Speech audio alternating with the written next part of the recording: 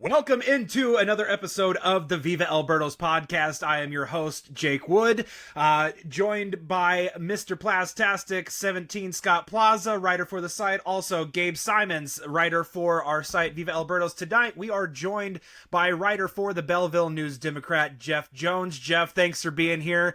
How you doing tonight, man? Sleepy but not sunburned, so all things considered pretty good. Most of the lower extremities are still working. Almost on the backside of the first blister of spring, so we're getting there. We're all pointing in the right direction. Oh.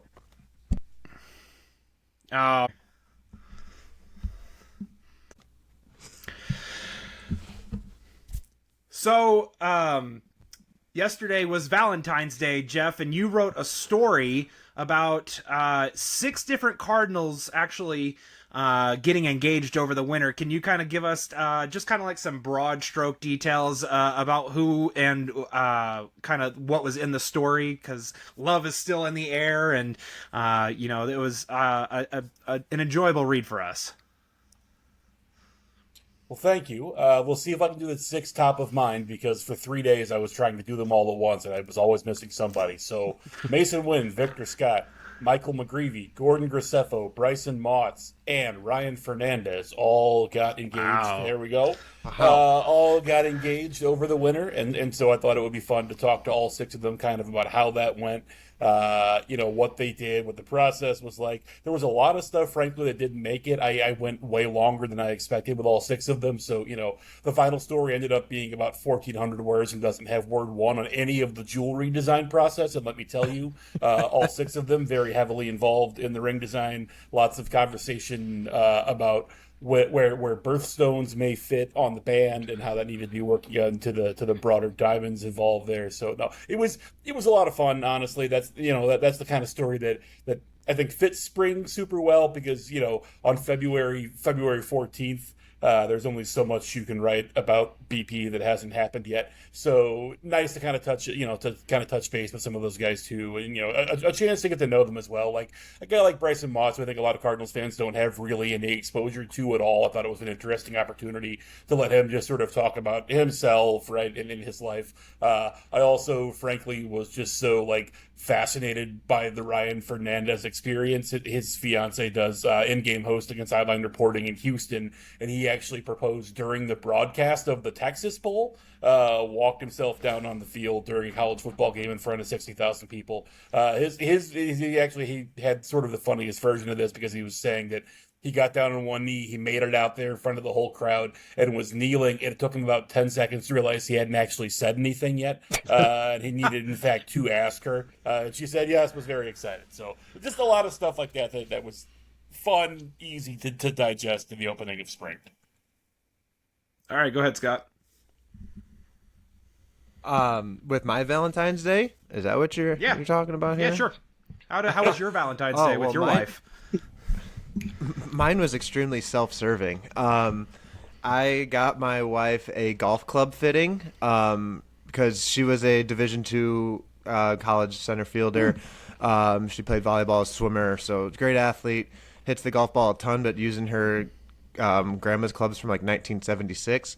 And I've gotten more and more into golf as more middle to lower 30-year-old males are getting. So I decided I'm going to get her a golf fitting so that she needs to play more, because golf clubs are expensive. So when we get golf clubs, we got to use them. Then the more she plays, the better she gets. Then because the better she gets, the more she's going to like it. The more she likes it, the more she's going to want to play. So it's a long game where I look like, wow, what a great husband trying to get her involved in the game. But really, I'm just trying to get on the golf course a little bit more. Right. You just play more golf. That checks out for sure. Well, I was going to ask a spring training question, maybe. Go for it. Oh, I guess we got time for it. I worked for 8 hours yesterday. I don't have a story. Yeah, me at the end of a lot of days. I worked for 8 hours and I don't have a story. Oh, yeah. Can you summarize a little bit all the current injuries that you've learned about recently that the Cardinals have had? Yeah, so there were the three Tommy John guys that we knew about coming into spring. That's Sim Robertson, that's Cooper Jerpy, and that is Takoa Roby. You should probably expect to see them back in roughly that order. Some surgery was in the middle of April, so let's say Memorial Day-ish. Cooper's about a month and a half after that, but that feels like maybe the middle of the season or so. Roby, I think the expectation is that he probably won't pitch in 2026. Maybe toward the end of the season, that's possible, but they're not going to be in a hurry with that one. So probably more likely that he doesn't pitch at all. Zach Thompson, we found out after arriving here, had arthroscopic surgery on his shoulder last August. So he is still no throw from that. You may have remembered over the winter there was a lot of complication around the Cardinals intended to let him go to minor league free agency, and then it turned out because he was on the big league roster for all of last season on the big league IL, he wasn't eligible for minor league free agency, I believe because he wasn't a minor leaguer at any point in 2025. So they held on to him basically even after clearing him off the 40 because he cleared waivers, and so he stays in the organization, and he is currently rehabbing that shoulder situation, also not throwing. And then there have been two guys since reporting who have shown up and that are now no throw. Pete Hansen had a little stiffness, tightness, whatever you want to call it, in his shoulder. In speaking to Chaim Bloom, they didn't even send him for imaging. It's more of a thing where it felt a little weak, maybe not the way you want it on the ramp up into spring, but not anything that's a real concern as of yet. More just like a tired, dead arms sort of deal at the beginning of spring. Ishan Henderson's is a little more concerning. Ishan has a flexor strain in his throwing arm. Bloom said they imaged the elbow, no ligament damage, that looks okay for now. We'll see. I spoke briefly to Ishan this morning and, was asking him just, hey, how's it going? And he said, honestly, can we talk in a week? Because right now I think he's just kind of in that rest it and wait and see period. So far they're not talking about that like it's a real concern. At the same time, it is an injury in the forearm that is often a proceeding of more serious stuff, so they're going to take it seriously. I guess of those, one that is probably most disappointing is Ishan's, just because with the timing of all this, the fact that he's not throwing on February 15th, he's not going to be throwing probably until, maybe the last week of the month at the earliest, probably means we're not going to see him in spring games. And that's a little bit disappointing just based on the really strong season he had last year. The hope that maybe he could be a big part of the Memphis rotation this year, probably would have gotten a shot to put up, maybe 8-10 innings, something like that in competitive action in spring games. And that seems pretty unlikely to happen just based on, the timeline of if he's not throwing now, it's going to be a while before he's even close to being on a game mound. Before we keep looking at the spring training stuff, I'm glad Gabe started with the injuries, because this is something that we hear after the Ishan stuff. Is last year John King was the only major leaguer to hit the IL, but then we hear about Roby, Jerpy, Quinn, Tink, like all the guys in the minor league system that they didn't just get hurt; they had these long-term things. Is that something that's just irrelevant to the whole pitching development and revamp to this higher octane stuff, or is it just something that, maybe it is something that we have to keep an eye on, since the major league staff that's built at that point, pitch to contact health, we missed one guy where the minor leaguers missed quite a bit. Yeah, and actually I had a pretty long conversation with Dusty Blake today for a story that's going to be published tomorrow about this tangentially. There was some discussion about, how they want to handle 5-day rest cycles in spring, and is that the best way to do it, yada, yada. So I wrote some of that, and that should be published tomorrow. But when I talked to Dusty and he talked to Ollie about the way that the injury situation played out last year, they're very quick to say a lot of that was luck. That the big league pitchers just didn't happen to get injured, right? You could also just call it distribution. The organization was going to have X number of arm injuries, and it just so happened that they didn't land in the big leagues. That was the spin of the wheel, the way that worked out. Now, they will also say, to their credit, and they have had folks I know from throughout the industry have kind of inquired about this over the winter. They have had folks really look into sort of the model they used early in the year that they are really, really convinced is a good way to keep guys healthy. I know that their performance guys are, and I think everyone's are pretty well, there's industry consensus on this, that the most dangerous time for pitchers is the end of spring training, and then also coming out of the All-Star break, right? So it's when you've done your longest build and you're plateauing and the weather is not maybe super cooperative. And then after maybe you have an extended stop in the middle of the season and you hop back in. So what you saw last year with Steven Matz, for instance, where he was a reliever, but was what started at 3-4 starts in April, May, something like that, to just sort of space guys out and keep them on a regular rest pattern. They really liked that. I think that they probably have the personnel to do something similar this season, and I would probably expect to see it just because they got the results doing that. And there's not really a lot of reason to not try it again, especially because it's not like there really are that many folks among this starting five that you're really gonna be kicking yourself if they miss a couple of starts, right, to space them out a little bit. So I think that you will probably see them try to hedge in the same way early in this season. I hate to jump in back to back on this, but this is just a conversation that I had recently with Josh Jacobs as well. Is like, what do they see the rotation coming out as? And is a 6-man rotation a possibility? Like, do they want 4 different guys at the end of the rotation to get 15 starts this year? Or do they want to have, if you can start 30, we want to see you start 30? So I think the way to look at it is there are 3 guys who are going to have rotation slots, period, right? That's May, Liberatore, McGreevy. Those guys are in the rotation. All assuming everyone's health, right? Assuming health. Those 3 guys are in the rotation. The next guy I would name would be Kyle Leahy. They are going to give him every opportunity to start, and they want that to work. They are really invested in the idea that it would work, and to the extent that it would really be a surprise if they didn't at least try it into the season. I think a worst case scenario for Leahy in spring is that he's in that Mats role. He's kind of the swing guy who makes those 6 starts and sprinkles in, but I think it's more likely that he is just part of the rotation. So then you get down to the group that is Palante, Fitz, Dobbins, more or less. If Quinn Matthews has a big spring and gets himself involved in the conversation, okay. We'll see what that looks like. But it's mostly that group of guys. And then there's still the possibility, though it doesn't seem like a very strong one at this point, that they would add outside on the pitching staff. So with those guys, what we can sort of take from the really early going is today, for instance, was a day where Palante threw a live BP. Liberatore threw, today is Sunday, let's think this backwards. So Liberatore threw on Thursday. On Friday, we saw, if I had, these schedules are in the office in front of me, and if I had them, we saw Leahy throw on Friday, McGreevy threw on Saturday, we saw Palante throw today, right? So you can sort of see how these guys are one day at a time, and tomorrow, Fitz and Dobbins are both scheduled to throw. So we're kind of stretching that out. Now, Dustin May, they had a meeting today, like a staff meeting today, about what the schedule needs to look like for Dustin May, what he wants to get himself in. He's going to be on a little bit of his own program, not for any reason other than it's a veteran with an injury history. He knows the body. They're going to work it with the way he wants to work it, right?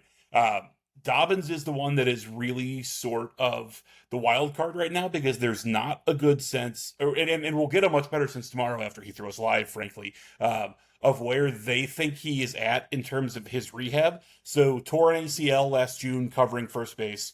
Just sort of a freak deal, stepped weird, knee ligament went, and has been in recovery from that. In the really early going here, he has been with the rehab group for part of the time. He has also gone through some of the PFP stuff, but has not been allowed to like run off the mound or like bounce off the mound to catch ground balls. He's like fielding ground balls at first base and flips and stuff, but nothing that puts like contact or high strain on the knee. I asked Ollie yesterday morning if there was a way that Dobbins could pitch in a game context and just not be asked to do any of that, and that got waved off pretty firmly, so that's not going to happen.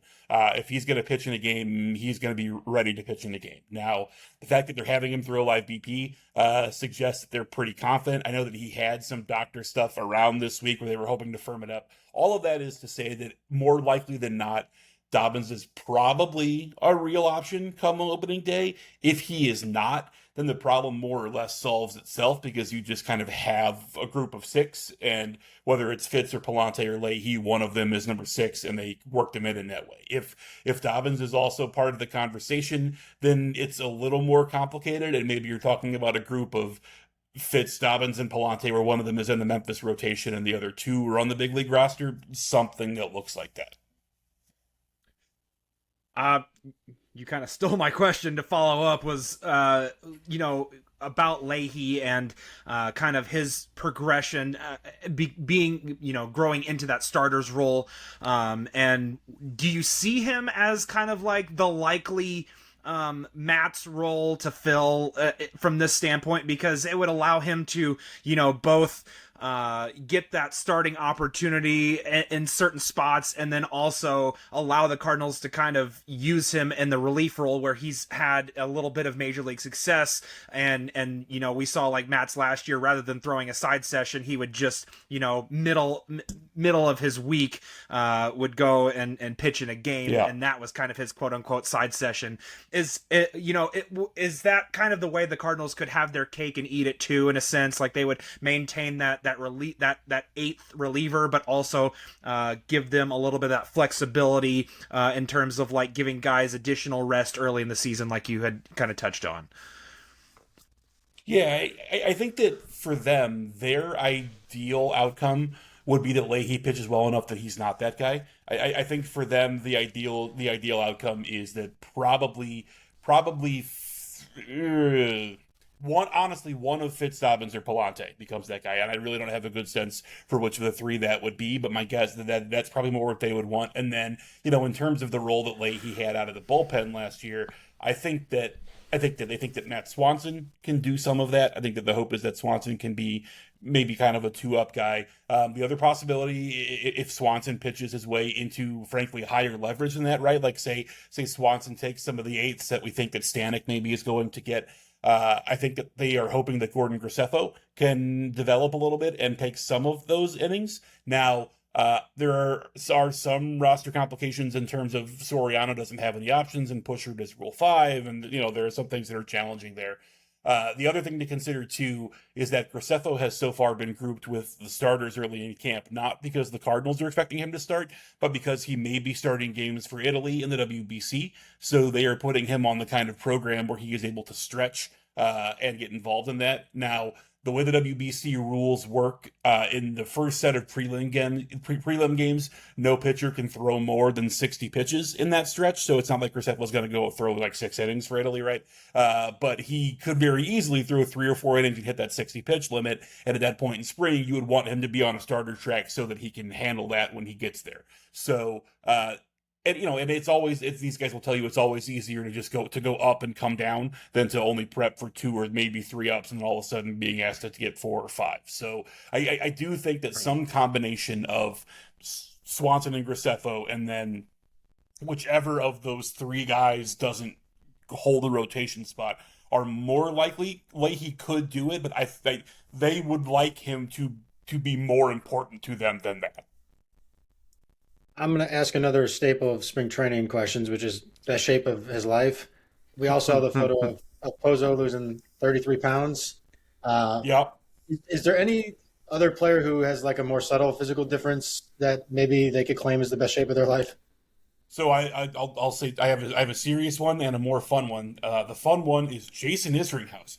Jason Isringhausen, below his playing weight. Izzy's ripped now. Izzy's looks sharp out there. But the more relevant one, Nolan Gorman looks a little more like himself to me. There was definitely some concern that he was carrying a little extra weight throughout the season last year. Definitely some concern that affected some of his mobility defensively, whether or not it impacted the swing. Probably some. If it's impacting you on the field, I would imagine that probably carries over a little. But just a little bit I've seen him around and moving around looks a little bit more like, 2023 Nolan Gorman than the Nolan Gorman that we saw last year. So that would definitely be another one that stands out. Dustin May, too, is a guy who has told us that last year he pitched like 20 pounds or so underweight for him. So he, I think, feels more like he is back to his regular. That's still super skinny because that's just how the dude is built. But, when you see him now, imagine that minus 20 pounds, and that was sort of what he was pitching through in Boston last year, LA and Boston last year. So that is probably getting himself back to his baseline is also going to be, I think, pretty important for him. Well, I want to play off your Gorman conversation because I think it was that he had to cut out certain oils or something with his popcorn snack or something. There was discussion of the popcorn. Something like that. But to bring him back up and then to go to your tweet from earlier today about the perfect time to overreact in spring training. Yeah. You brought up, it's February 14th. How much is there to talk about? Well, you put out something that gave us enough to talk about on Twitter today, with the hitting groups and where the position, the BP groups, yeah, the hitting groups of who can hit the 50-mile-an-hour fastball the farthest, from one of their coaches, but then also the defensive positioning. So can you touch on, and as little overreaction as possible as you can for this early in camp? So I will. The guy who can hit the 50-mile-an-hour fastball the furthest is Nelson Velasquez. Oh, love that. It was very funny today. Like, Nelson was in a group of kind of fringe big league guys, and I went back to watch that group in large part because Weatherholt was in that group. And the first couple turns, it is the first cage session on the first day of position players, right? There was a lot of swinging from the wrists for the first couple of guys. And Nelson Velasquez stepped in and hammered like 4 homers in his first turn of the cage. He is there to hit home runs. Dude is not there to poke line drives around the infield. He's got to have to make some contact. Dude is there to hit home runs. No, so I think that if we're gonna weigh, well, a non-overreaction when they did break out for regular infield sessions, Gorman was at third and Weatherholt was at second among the big league position players.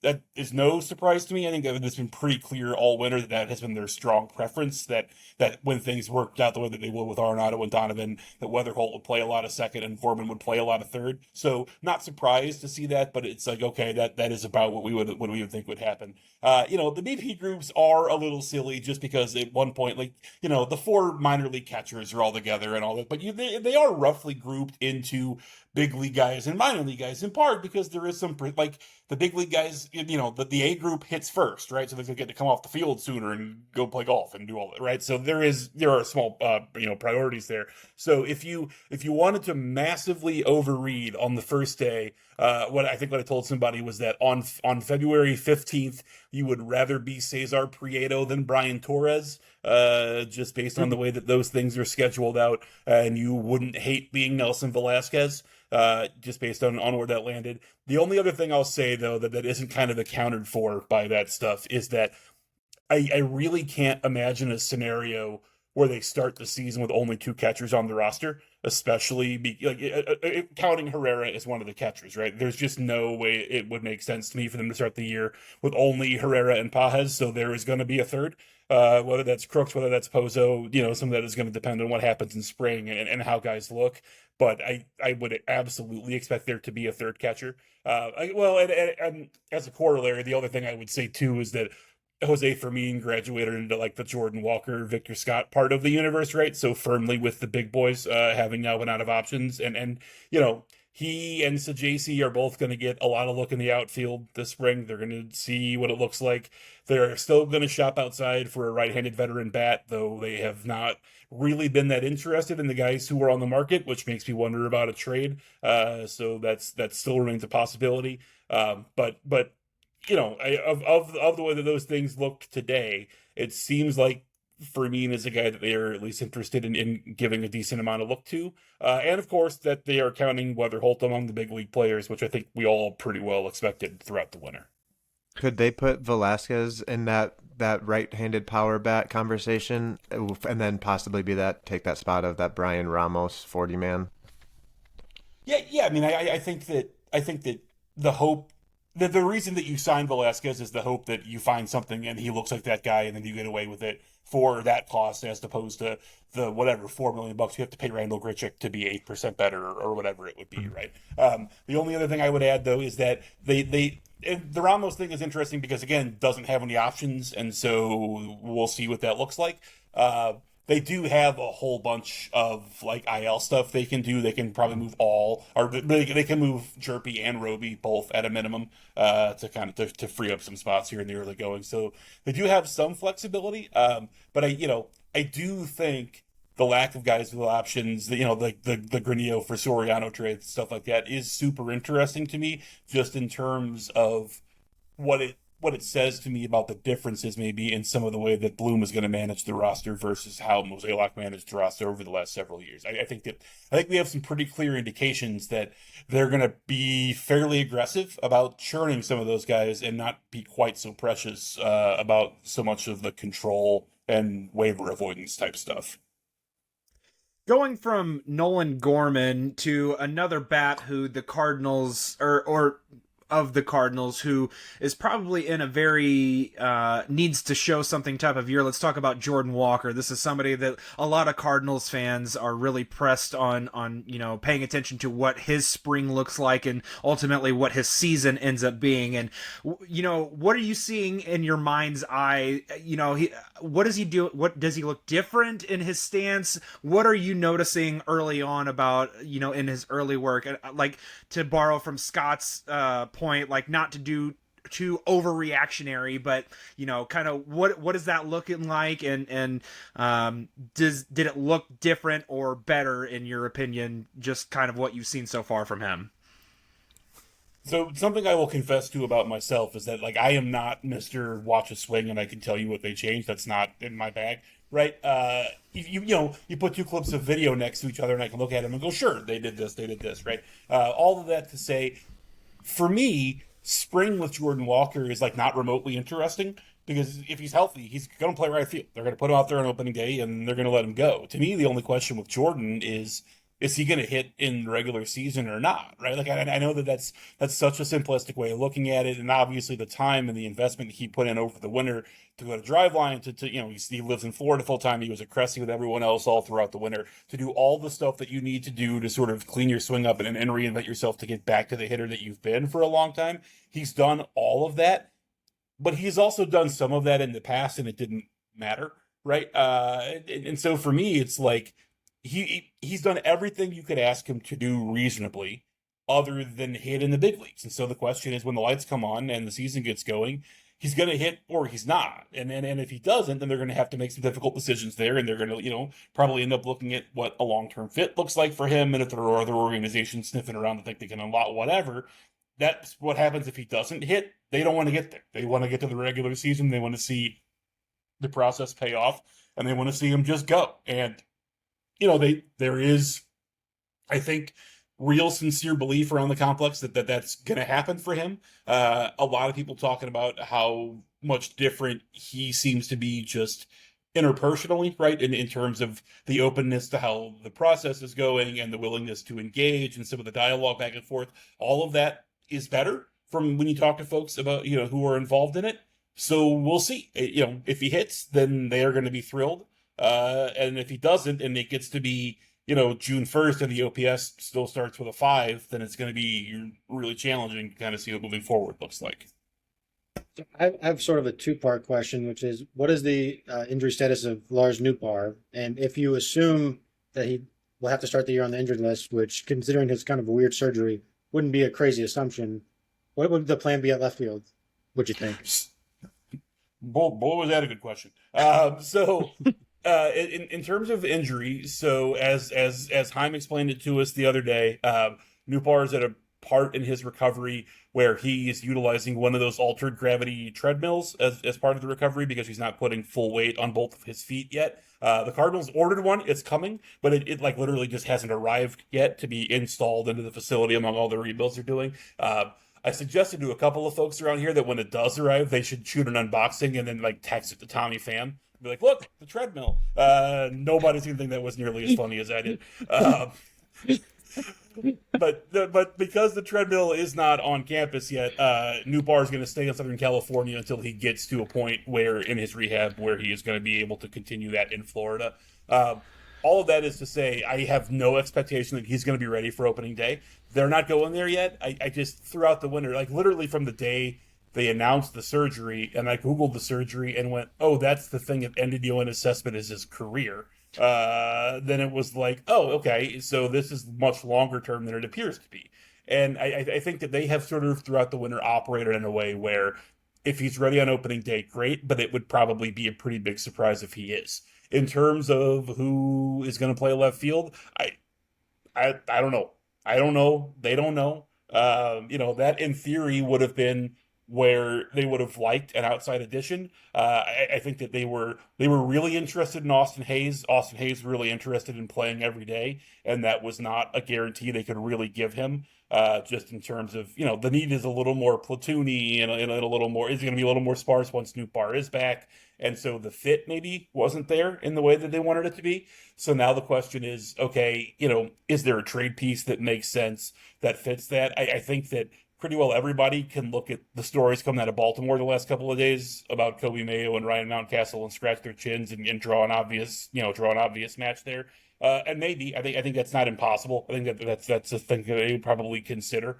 Absent any of that, if they're playing Tampa on opening day, is McClanahan going to be healthy? If McClanahan, I don't think he is, but if McClanahan's going to be healthy or it's a lefty on the mound for Tampa, it's entirely possible that Thomas J.C. is playing left field on opening day, or that Nelson Velasquez is playing left field on opening day. I think that those are probably would be like leaders in the clubhouse right now. And if it's a righty and you want a lefty hitter out there, then it's Brian Torres. Maybe it's Burleson and Herrera's playing first, but even that doesn't feel right. Yeah, Brian Torres would be in the conversation. I didn't get a chance to ask today if they're going to put an outfield glove on Prieto. I can't imagine why you would need to, given the existence of Brian Torres and everyone else that is left-handed and plays the outfield. But maybe it would be something like that. That is a question I have endeavored to get answered, and that they have pointedly not answered. So that usually means that they don't know yet either.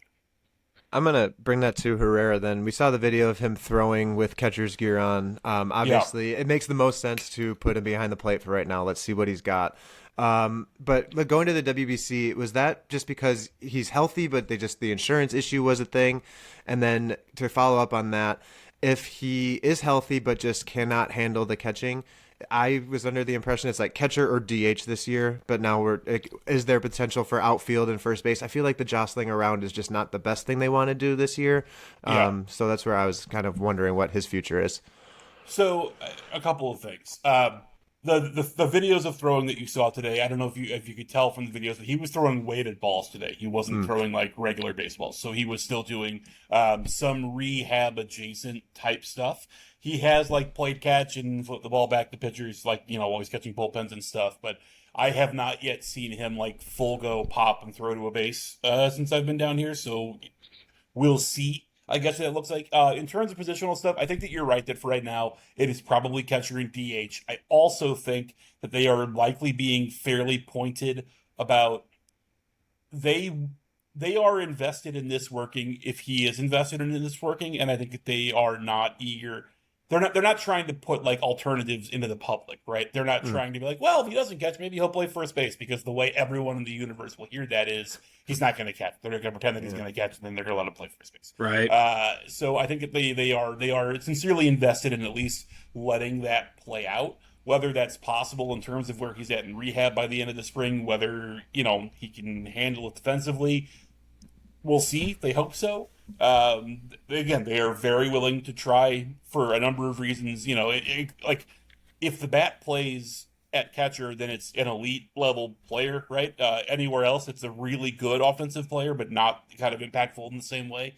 The plan was always for him to only DH at the WBC. He was never going to catch for them. He would, they Panama actually they have a handful of Miguel Amaya, as well as Bernal and Christian Bethencourt are all like available for them. So he wasn't ever going to catch probably. The insurance stuff ultimately is what stopped him. He would have gone to just DH, no doubt about it. He was excited to go. He was very eager to go.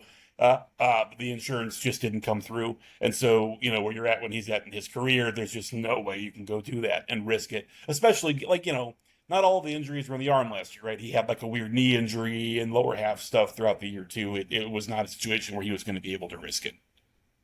Mason Wynn, we saw, video of him fielding some ground balls at shortstop. Is the knee is back to full health? Does he look like a full go? Does he look like himself fielding ground balls, swinging the bat? Everything is ready. And a follow-up question to that is like, what do you think that there is another level in his offensive performance to come this season? Because I think a lot of Cardinals fans are skeptical that he may end up being anything more than just like a glove first shortstop. But we have some data from the minor leagues to suggest that this guy can hit more than what he's kind of shown at the big league level. And that's not to say that he was any like slouch, but there's still another level to his game, and Ollie continues to talk about how he's just kind of scratching the surface on that. Can you speak to that just a little bit more? Yeah, I think that first and foremost, Mason said he was 100% healthy as of winter warmup, and I have seen no indication otherwise. He's moving regular. He's doing all the stuff. He's not being held out of anything. So I think that they're treating him as though he's fully healthy. In terms of him having a next level to the bat, I guess it would depend on what you're talking about, right? Like, I think there's no doubt that last year he was impacted by the knee for a big portion of the year, and that definitely undercut a lot of where the power had been. It definitely been into where his stolen bases might have been, and it made him a less productive offensive player. When you look at that age 22 season, his first full season, he's a 5-win player. It's a 104 OPS plus.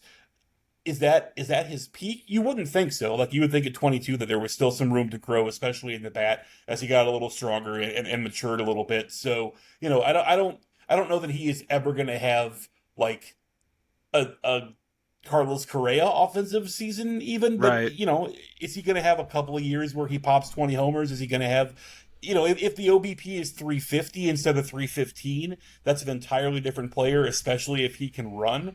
He is going to have some years, I would imagine, where he is a strong enough offensive player that with the defense, he shows up on MVP ballots, and that's a really good outcome. And I think that to me at least feels like a median expected outcome for him, that he's that kind of guy that, when he's 26, 27, that's a guy you're talking about as a top 5 shortstop in baseball, and a really good like tentpole kind of player for this team. A name that you did not mention, although I think it was accidental for left field, that I think some of our readers would be interested to see how the Cardinals view him, is Nathan Church. Would they view him more as like accidental? I figured. Do you think they view him as like a starter type fourth outfielder, or like Victor Scott insurance?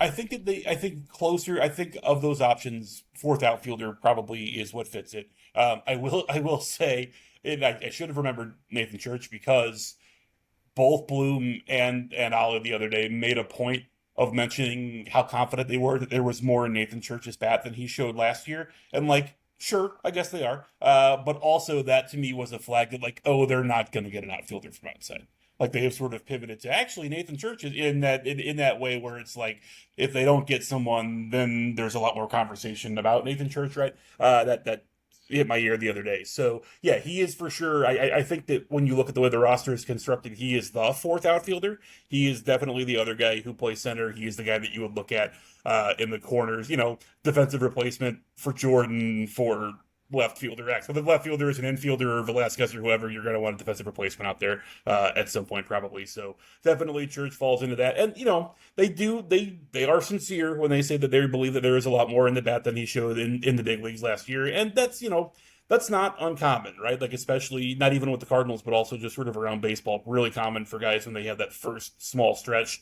to the shot kind of gets them. And then it comes back around closer to what you would expect from the profile. So no doubt that's a guy they expect to be a part of this team, and whether that's 350 plate appearances or so, something like that, just as a fill-in outfielder. Well, I'll stay lefties and talk to probably a question that we'll have to keep answering throughout the season. We assume JoJo's going to be here unless something else happens around the league. But what about the rest of the lefties in the bullpen? We get to see Packy finally. Is it going to be Raquette? Is it going to be Brule? Is it? I'm cheering for Packy, but what does that kind of look like? I think everybody's cheering for Packy. I don't think anybody can. I think the guys competing with Packy were cheering for Packy yesterday when they were out watching the White PP go. I guess the way that you look to start is to say that Rule doesn't have options and he's on the 40-man. So if we talk about path of least resistance, then that's a guy who is in a good spot as far as that goes. Again, I'm not totally convinced that matters all that much with the way that they're kind of lined up right now, but that's at least a variable. Jared Schuster is in camp and he's throwing. Rickey is in camp and looks fine. You mentioned Packy. I think that it's probably a real derby for one spot for anybody among that group of guys, and that's before you even get to, I can't imagine that Bryson Moss is going to break camp in the big league bullpen, but it wouldn't shock me if he showed up there at some point during the year just as a way to get his feet wet. Bruce Zimmerman is a guy who is in camp, who is not really a contender, do maybe a lot in terms of the spring stuff, but is a name to just know as somebody who is in the system as the year goes along, because that is a guy who has started games in the big leagues and is the kind of like depth veteran guy who last year they really didn't have if they needed to reach down to grab somebody. Right, the closest would have been that guy like Curtis Taylor who'd never pitched in the big leagues before. Zimmerman at least has done that, so that's a lefty that's around that's worth knowing about. But between the group of Brule and Schuster and Naughton and anybody else I'm missing that's over there on Lefty Island in that corner of the clubhouse, Raquet. It's one of those guys is going to have a spot, and the others of them are going to go to Memphis. Justin Brule's got a 40-man spot and no options, so maybe he's a nose ahead in the Derby, but that's going to be one of, I think, the really pure competitions of camp. I think we've just about squeezed as much juice out of the Grapefruit League as we possibly can at this point.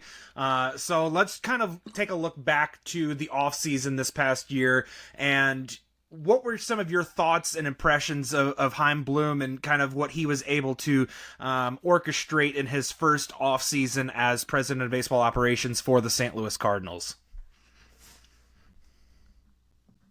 Yeah, I think it was exactly as advertised. I think it was pretty well on to meets expectations, I guess. You would probably say that, again, didn't find the outside outfielder yet, so maybe there's a slight demerit there in the grand scheme. Cleared out a lot of the veteran guys, all of the veteran guys, really. They had talked about clearing out, I think, frankly, if Newbar had been healthy, he would have found a trade for him as well, but just without the health aspect, that was going to be really hard, if not impossible to do. It's difficult to say because by design, nothing that he really did this winter is going to impact the team all that much in 2026, except for the non-field stuff, right? Like the massive increase in staff and the flood of all of that stuff, and the performance people that are around now so much. It is really sincerely jarring, just the number of bodies that has increased around the complex, just the sheer number of people that are around. I almost said the sheer number of guys, but I should also point out, not guys. There's a whole bunch of women that are ATs and on the performance staff that are that's a visible increase in that hiring as well this spring. So that has really shown up. Now, does that look like wins and losses? They would tell you that's the goal, and we'll see what it looks like over the long term. I think that it probably clarified something for folks, especially when the Donovan deal happened where the centerpiece is a guy who maybe touches the big leagues this year, but that would probably be a pretty good stretch. You're more talking about a guy who isn't like an impact player on the big league roster until 28, maybe something like that, right? Not that he couldn't debut before then, but that's probably when you would expect him to be a really important piece of a team. So if that is what the time frame of this kind of looks like, and I think that it is, just based on the way that they're built right now, that maybe that was a little sobering for people, but it was more or less exactly what I would have expected. If he had traded Romero at some point, it would have been exactly what I expected throughout the entirety of the winter. How shocked would you be if the Cardinals made yet another trade before spring training because maybe a team like had somebody get injured and they're like, we really need somebody on the Cardinals who fits our needs. Yeah. We'll overpay what we would normally do because we want them for the full season instead of trading for them at the deadline. How shocked would you be if that happened? I wouldn't be that shocked. I think that Romero is a guy that falls into that, right? If you're a team that maybe your marginal increase on him wasn't worth what the Cardinals wanted over the wintertime, but now all of a sudden your top left reliever gets hurt and that calculus changes for you. That definitely is a possibility. I have wondered throughout the winter about where Palante fits kind of in the long term and what that looks like for him, especially as he climbs through the ARB system. I sort of wondered throughout the winter if that was a guy where they might see a possible, like the difference between Palante and Dobbins in dollars, for instance, right? That seems like a marginal kind of thing that they could do. Now, again, that would require somebody who spots something that they wanted from him and that they would not need the depth. That's going to depend on, if guys are hurt. They're not going to want to trade a lot of pitching, so that's harder to do. I think that I think that you probably don't need to make a trade with the catching, kind of given where everyone is at in terms of the rehab type stuff. So, it would just be, do they find a outfielder that they like that fits what they want? Is there a team that can't resist Romero, and is there just sort of more depth stuff to switch around kind of at the back half of the roster? And I got one more question and let you get some rest before the first full actual squad day tomorrow with Yachty, I hear, coming back is what it looks like. So sure, you'll be busy back at it again tomorrow. So I'm going to take a step away from the Cardinals really quick and just go to the media landscape in general, not even Cardinals TV, but I have a documented kind of problem with national TV broadcasts, especially for baseball in general. But we see MLB.com and the John Denton separation, and then we see Katie Woo at The Athletic. Now we hear that they're getting closer to filling that role.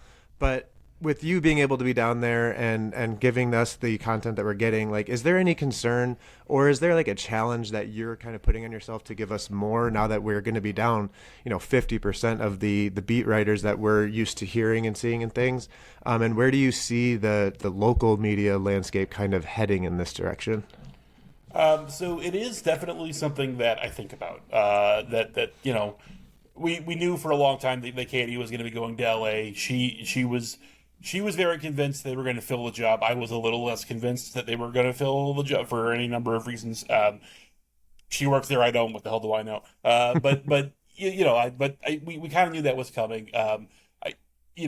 None of us, including John, had expected John's situation to kind of play out the way that it did, and so that has been a bummer. And that has been kind of a crummy part of this whole thing in spring. That is, as they say, that is life in the NBA. That happens. It typically doesn't happen with the league's website. There are some things that you can sort of look at on the landscape and sort of see maybe where this is headed. Like NHL.com, for instance, doesn't have full-time beats either. They have 1099 beats who don't travel and cover home games, stuff like that. So you can kind of look across the landscape and see where it's going. I do think that I thought about that a lot in terms of what I would need to do in spring as a corollary to that. I also think a lot about what the broader landscape looks like, just because I'm a realist about the state of the local newspaper business, right? This sounds ridiculous, but part of the reason that I have had the luck to be so relatively stable in my position is that the company is in bankruptcy, and so as long as we sort of stay flat, nobody bothers us. Because we don't make. I know that's bad, but it really has sort of how it's worked out for me. And there are reasons to be. I say there are reasons to be hopeful. That's going to sound selfish. With the Washington National situation, with the Post killing their entire sports department as well as mass and shuttering their coverage, it was just going to be .com, and that was it at National Spring Training. But Mark Zuckerman, who was the website, the text reporter for Massing for the rights holder for as long as the Nats have been in DC, just went independent right here at the start of spring training and is sort of operating his own shop as a one-man band. And I saw that Zuck, within his first 24 hours, got 20,000 paying subscribers, which is incredible. And that's testament to a guy who's been in a market for 25 years and earned it and worked his ass off to be the face of that coverage, right? But seeing that happen was at least encouraging in terms of okay, there are options. There are also considerations in terms of the BBWA guidelines are not necessarily written to reflect a self-publishing landscape or a totally online landscape. And there are things that are going to have to change, and you're going to have to gather a lot of 84-year-old newspaper guys in a room and talk to them about digital media to get some of those things to change. And good luck with that. So there's a lot of that sort of hangs over all of this. At the same time, it's also just been I have the schedule. This is where BP is. This is where guys are throwing. These are the stories that are happening today. And it really is just so much you just got to do it in spring. You just really got to put the hammer down. I was talking to somebody today that was oh, were you off today? It's no, and I'm only down here for a month. My last day on campus is March 1st. So I don't have it nearly as bad as Derek and Daniel, who are going to be down here for the duration. no, maybe I might get one day off while we're down here, but that's just how that goes, right? That's just the reality of it during spring. And it's because the job is to go watch grown-ups play catch and then write about it, right? Like, all things considered, I am not out here busting my ass with the dudes who are still hanging drywall and screwing the roofs onto the new buildings and who have been doing that like in 12s, including overnight for the last month, trying to get this thing done. So, you try to be good-humored about it. I have always sort of felt like you could do the job honestly and responsibly and ethically, and also it's not the State Department. Like, there is a way to balance those two things. At some point, it is adults playing catch, and it is okay to keep that perspective a little bit in how you handle it. So that's a long way around to say, yes, these are basically all the things that I think about in all of my waking hours, and I don't have an answer to any of them, other than, it is a bummer to not be able to enjoy some of the crazy fun new stuff with people who have been around for a long time. Absolutely. And, to kind of close on that point, Jeff, we do really appreciate all of the sights and sounds that you're bringing to us from TikTok, of all places now. So we really do appreciate you delving into the new world of the new age of technology. I would like it to be known, and I'm not taking credit for it because they have digital editors and they have bought right. All I'm saying is that Derek and Daniel and Hockman have also all started doing TikToks now. Now, Benjamin's been on there for a little bit, but the TikTok game is really firing up from Cardinals camp down here. So they're doing things like editing videos and putting closed captions on them. I'm just taking 18-second videos of guys throwing bullpens and just putting a guy's name on it. No hash. If you find it, you find it. Great. No hashtags. I'll never understand. I'm way on it. But last year I was doing this. Nothing I posted got more than like 600 views. No one cared. Fine. You shouldn't care. Except for one video of Nick Anderson throwing a bullpen, which got like 35,000, and I have no idea. For the life of me, could never possibly tell you why Nick Anderson throwing 78-mile-an-hour fastballs caught the attention of all of TikTok, but it worked out. It was probably him doing film study. It might have been in the performance room. Somebody went, "Oh shit, we didn't record Nick today," and they were just rolling it back on a loop. Well, Jeff, we want to thank you again, and everyone can go and read all of your stuff at the Belleville News Democrat. Once again, you can find Jeff on both Blue Sky and on X at JM Jones. You can see it there on the screen. Thank you so much for your time, Jeff. We really do appreciate it, and we'll let you get to bed, as this is a late night recording, and you, like Scott said, you have full squad to cover tomorrow. All right, for Gabe.